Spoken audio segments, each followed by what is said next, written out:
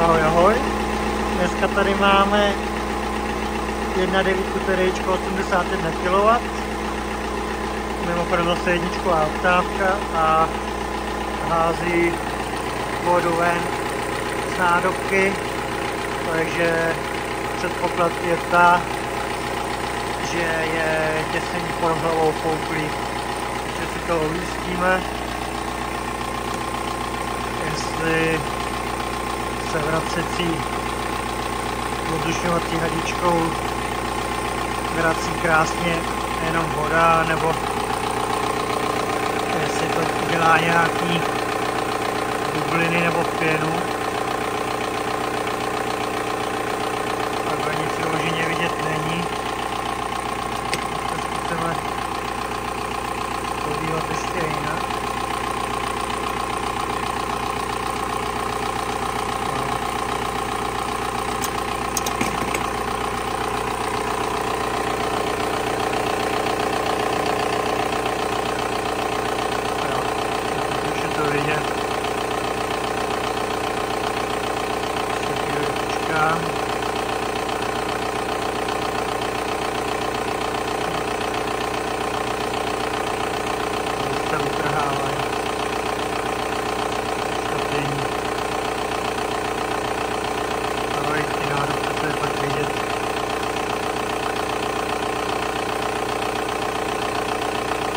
Takhle málo stačí.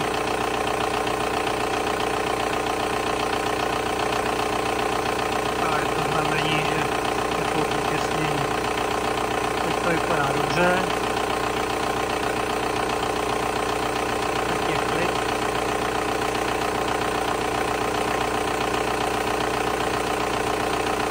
Teď se začínává lítat.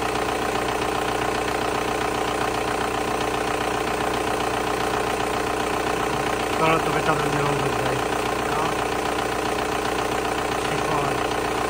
Takže jdem sem dávat hlavu a uvidíme, co to tam bude krásně vykreslený na těsnění nebo na bloku. Hlava je dole.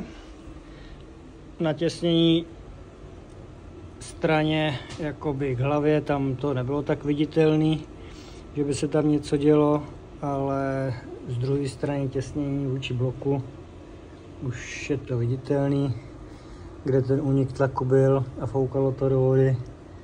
A tak když to zaberu celý najednou, tak si myslím, že je to vidět hodně dobře na první pohled, že je to v tomhletom místě.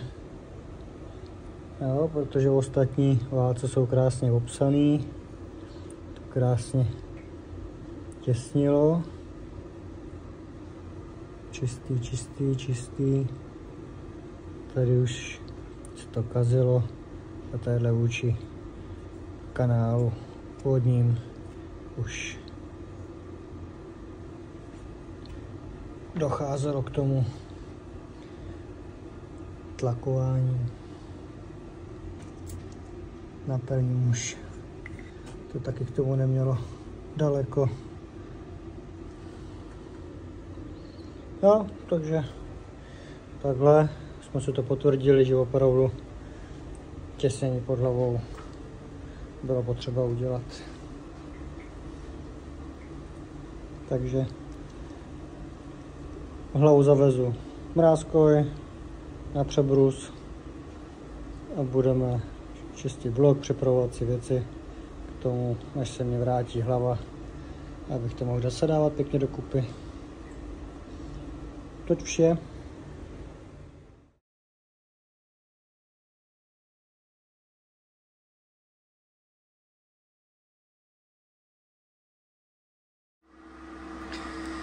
Hlavu mám zpátky, přivez jsem si, zase krásná plocha pana Mrázka a ještě mi to tady vlastně znázornil, jak postupně brousí a odebírá se materiál a dorovnává se hlava. Tak mě to tady ještě zašrafoval, kde vlastně byl poslední jako mapka, která se mu ukazovala, než vlastně tu hlavu kompletně celou dorovnal. Takže to bylo opravdu tak, jak jsem to ukazoval na tom bloku na motoru.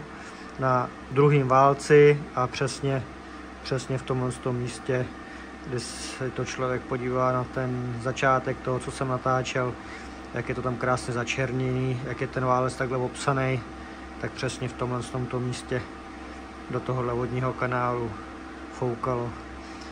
Takže jsem se 100% utvrdil, kde to bylo, kde to vzniklo a hlavu mám krásně zase přebroušenou, takže jdeme strojit.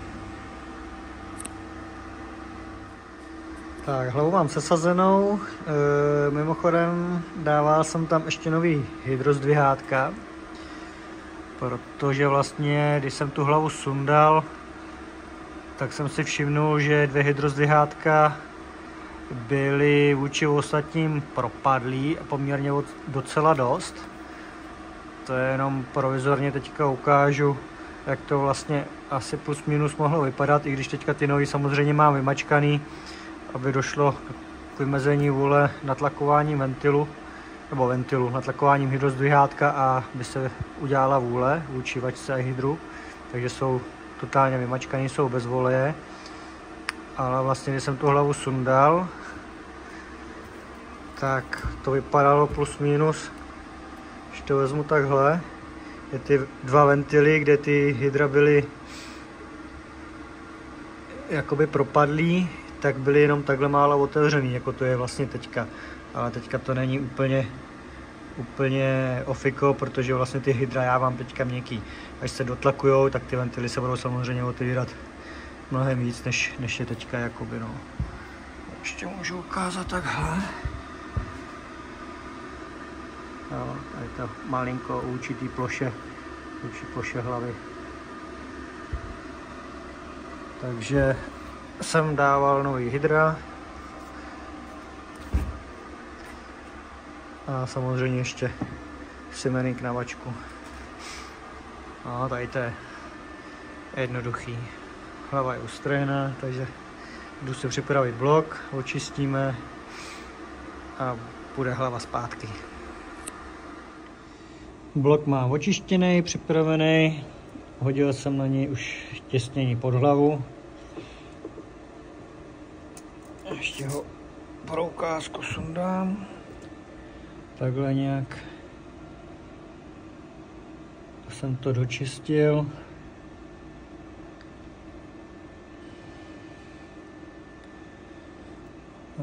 A hlava půjde nazpět. Ten blok vypadá obstojně, že by neměl být snad s tím žádný problém.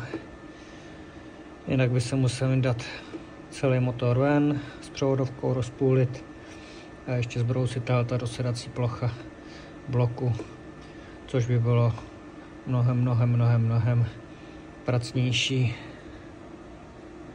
a málo kdo by do takové akce v dnešní době šel. To už by lidi zvažovali, jestli nemají schánět nějaký jiný motor starší z nějaký bouračky nebo z jiného auta, který má třeba 1 milion a je to, myslí si, že si pořídí něco lepšího a že ušetří nějakou korunu.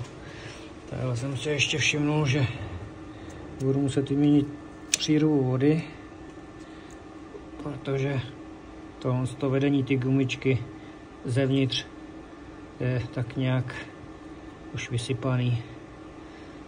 Takže to vypadá, že dneska ještě nezavrčíme, že budeme muset objednat přírubu. Jo. Uvidíme, zkusíme to nějak ještě jednou dohnat, bylo by to fajn, kdyby to dneska vyšlo. Takže takhle připraveno máme a hlava jde nazpět. Tak, motor máme poskládaný a jdeme ještě ovzdušnit naftu a budeme postupně startovat. No, startuj.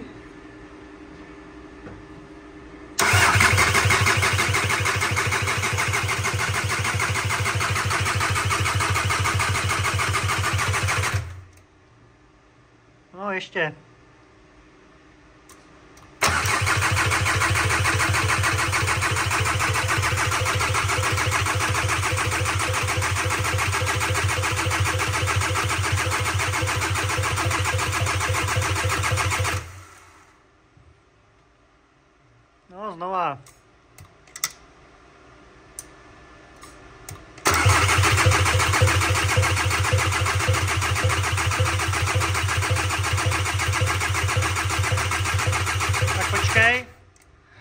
musím natáhnout do čerpadla ještě, to asi je prázdný celý čerpadlo. Tak, do čerpadla jsem si naftu natáhl přes ten ventilek, klasicky přes hadičku a pusou jsem cucal, až prostě mi vytekla nafta. Takže jsem to zapojil a teď jdem ještě zkusit to vzdušnit. No, startuj.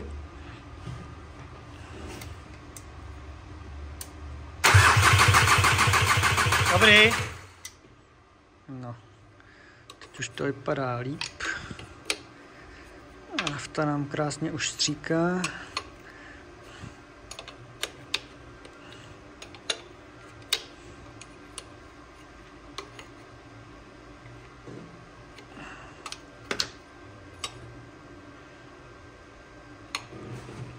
Jo, startuj.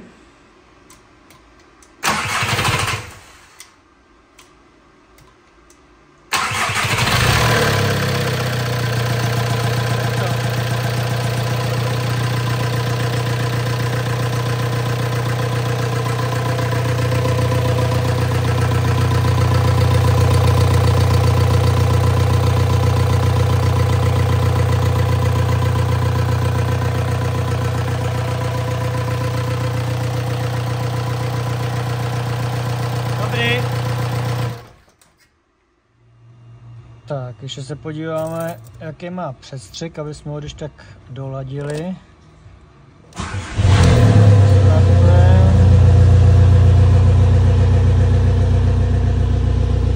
Se na to podívat.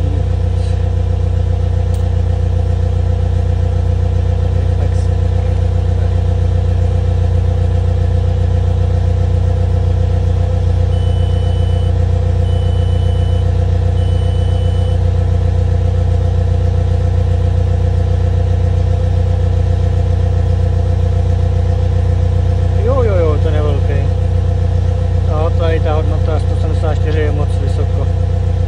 To se nemusím ani dívat na graf. Jo, to je úplně někde pryč, ta žlutá čára je úplně někde mimo. Takže jdeme mu ubrat. Takže končíme a jdeme trhnout na čerpadle. Tak ještě pro ukázku, přestřik mám dohnaný. Tak by se mně to líbilo. Povedlo se na třetí pokus, kolikrát to je hoňka. Se s tím cukne na čerpadle hodně, že to skočí a v moment, kdy jsem úplně někde jinde.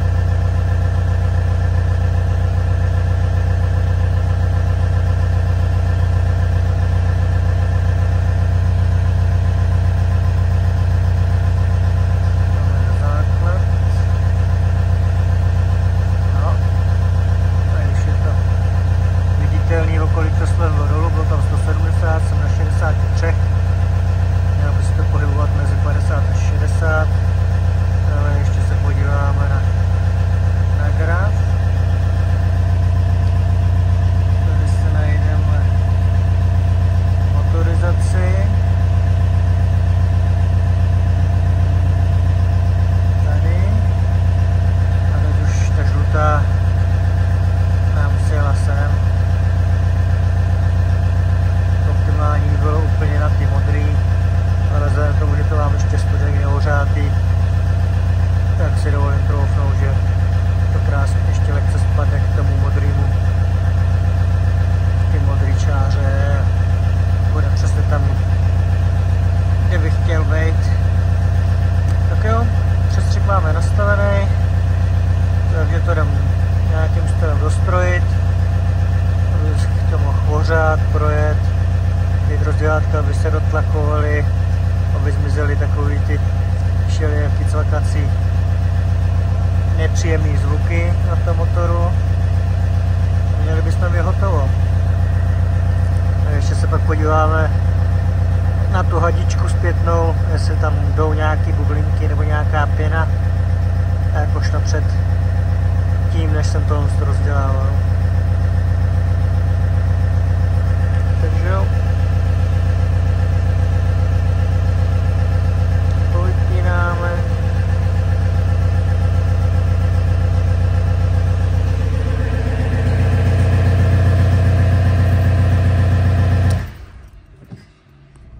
Tak, mám to ohřátý, projetý, všechno by se to mělo sednout, hydrozdvihátka by měly být natlakovaný a uvidíme, jdeme se ještě podívat k motoru, jak to tam vypadá, jestli to netlakuje a nevyhodí to na mě gejzír vody, když povolím nádobku, ale takhle to vypadá dobře, teploměr nikam nepadá ani za jízdy, že by lehce padla ručička níž, nebo že by se to přehřívalo, že by byla vejš. Krásně si to drží 90, takže takhle by se mi to líbilo. Tak se ještě jde podívat k motoru.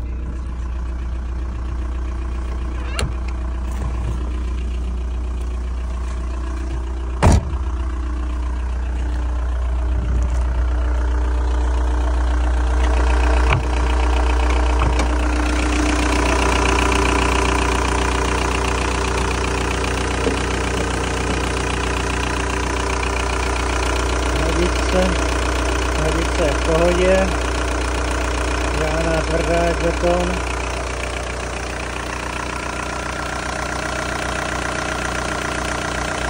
Nádobka.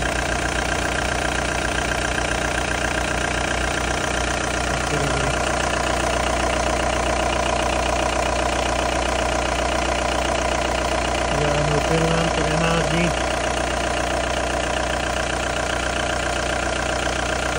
Dobrý.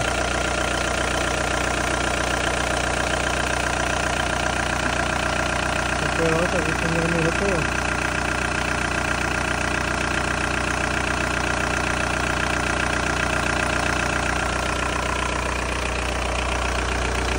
(1.9) TDI 81 kW. Akorát, že je to načipovaný, no, zbytečně moc.